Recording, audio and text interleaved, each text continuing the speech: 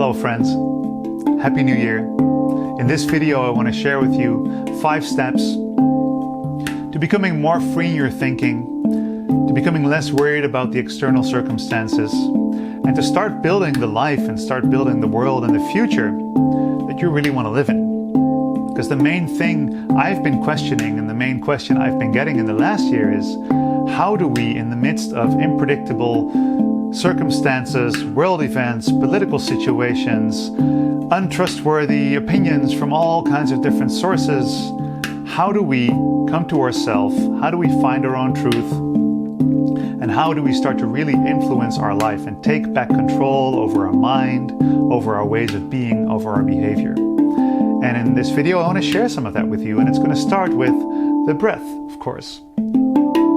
And what I'd like to share with you is this little breathing pattern that I like to use to disrupt my mental patterns and to come back to that self-awareness and that place where I can really decide what I do with my mind.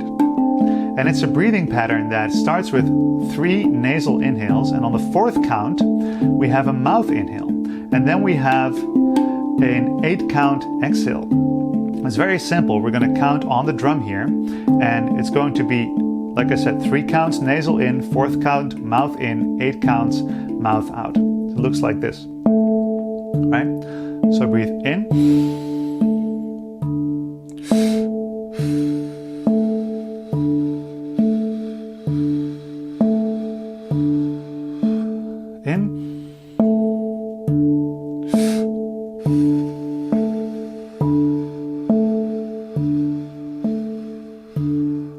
and again, in and out.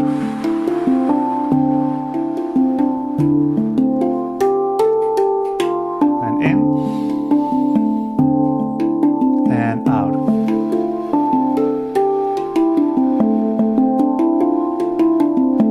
And in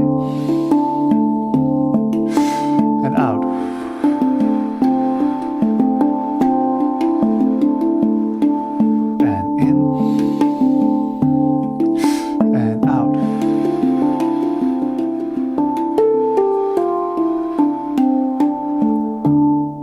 Go back to your normal breathing.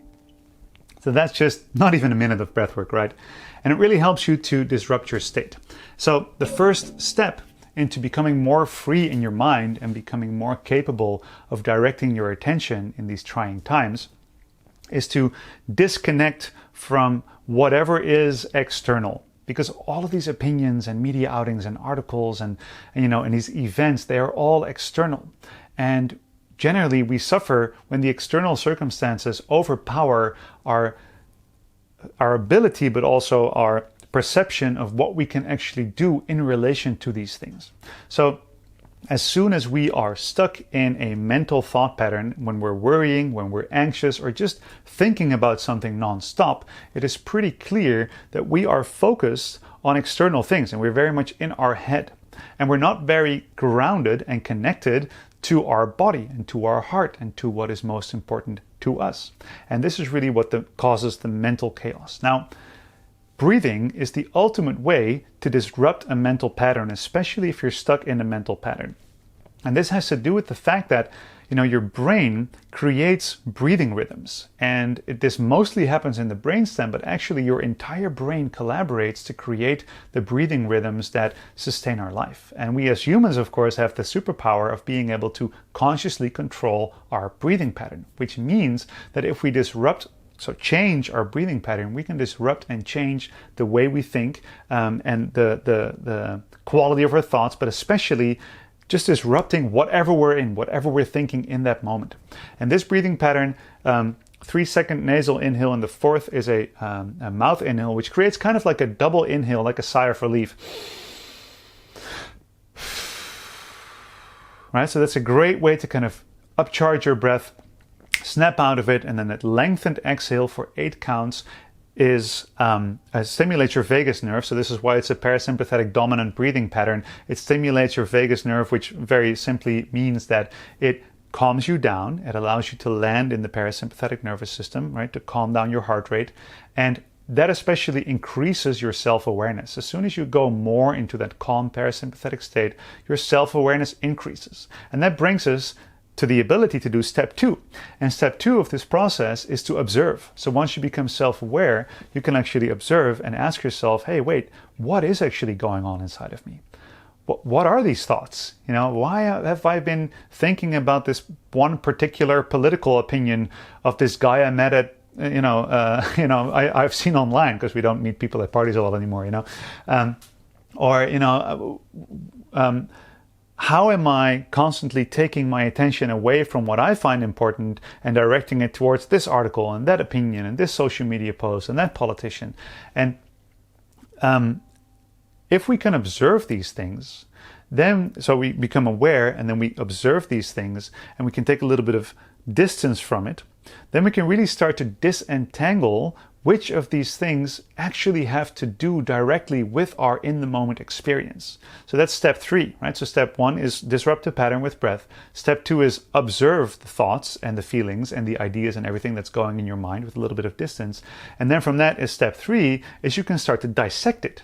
Right? So once you can observe it and look at this whole landscape of thought and feeling and confusion, you can be like, okay, let's cut into this. What's what? And I would suggest dividing it into 2 categories. Within my zone of control or influence, or outside of my zone of control and influence. Because once you know which of the things you can actually control and influence and which of the things you can't, then it becomes much easier to determine where to take your action. Because to be fair, we don't know what's going to happen. And nobody knows. And there's a lot of people who are convinced that they know what's going to happen and that they know how to solve the problem. Whether they're all the way at the completely paranoid end of the spectrum, or all the way at the completely strict end of the spectrum, where, it doesn't matter where people are on the spectrum of believings. What matters is that you get to believe what you need to believe and what serves you and what is really true for you. And that means that you need to have a zone of influence that you can see, that you can understand, that you can start to act on. Because all of these opinions, all of these thoughts, all of these ideas, all of these messages, they are externals and we do not know. And no matter how loud people scream that they know exactly what's going on and they know exactly what's going to happen, the only thing that really is important to ask yourself, what is true for me? And the only way to do that, for me at least, is to ask, is it within my zone of influence? Can I do something about it? And all of the other things that you cannot do anything about and you have no way of knowing what's going to happen, we can't predict them. We have to learn to let go the urge of wanting to control them. And it's not about letting them go and not being updated and not caring about them anymore, but at least not letting them control your life. Because then you can actually start to focus your actions and your thoughts and your feelings within your zone of influence, which you can actually do. And that's the 4th step, is determine a micro action within your zone of influence. And it can be as simple as just to breathe. It can be as simple as just 4 or 5 times a day, taking a minute or 2 to do a breathing pattern like this and just come to your breath. And from coming to your breath, becoming more aware, being able to observe, becoming more able to dissect what is in my zone of influence and what is not.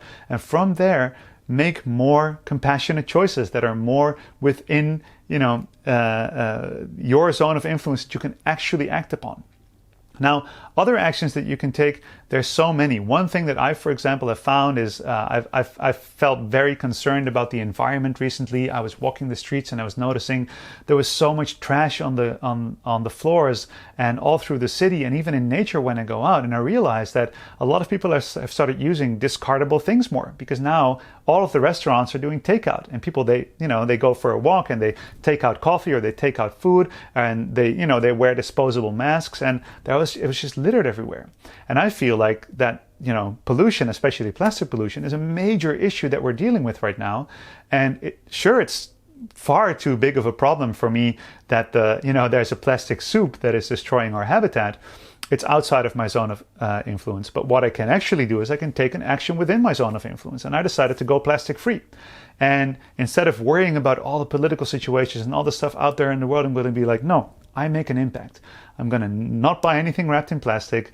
And I'm going to start picking up trash whenever I see it. Every now and then I go out and I pick trash up from the street. It's a very simple example But it gave me such a tremendous sense of feeling and a sense of self-regulation where I was able to make an impact and to really make a micro contribution to the macro world, the macro future that I want to create. Because I want to create a future where people are happy and healthy and we live in a wonderful, clean planet where we have clean air to breathe and we don't get into all of these health issues that we're seeing right now.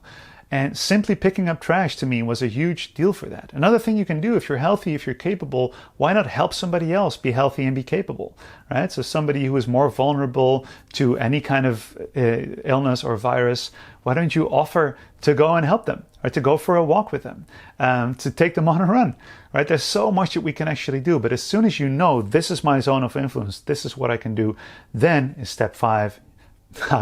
You can share the love, you can be of service, you can start to take that wonderful feeling of freedom of I am contributing, I am doing something that is worthwhile, I am doing something that is creating, right? I'm doing a micro movement that if I do it enough times, it will create this macro change. I can share that, I can give that to other people.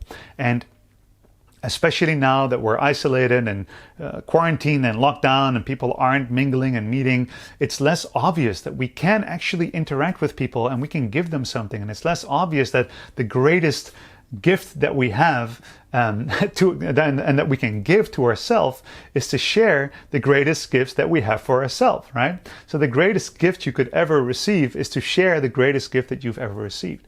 And the greatest gift that you've ever received, as far as I'm concerned, as humans, is the ability to be self-aware, right? So we can anchor our self-awareness in the breath by disrupting our breathing pattern. Then we can observe the mental chaos that is going on. Then we can dissect the mental chaos into the categories I can influence it or I can't influence it. Then we can decide a micro change, a micro action that we can take within our zone of influence, and as soon as we're doing it, we can share it with people around us, the people we love, but also complete strangers. And it is really that level at which I am intending to move forward in the new year. And I've realized that one thing, my job is teaching. I'm always going to teach. And no matter whether I'm in front of an audience or whether I'm in front of a camera, and I'm still in front of an audience, of course, I mean a live audience or a camera, I'm just going to teach. And this is something that I'm going to be spending most of my time on in this year, sitting in front of the camera, sharing my best thoughts, and trying to give as much of what I think I know, what I think might help with the world. If you would like to be involved with that and be updated on these videos that I'm going to do a few times a week, and they're all going to be about positive change and about self-care, biohacking, optimizing yourself, breath work, about coaching skills, then please subscribe to the channel, because I would love to have you on board for this journey, and we can make a better place together, a better future. I hope to see you in person very soon. Sending you much love. Peace out.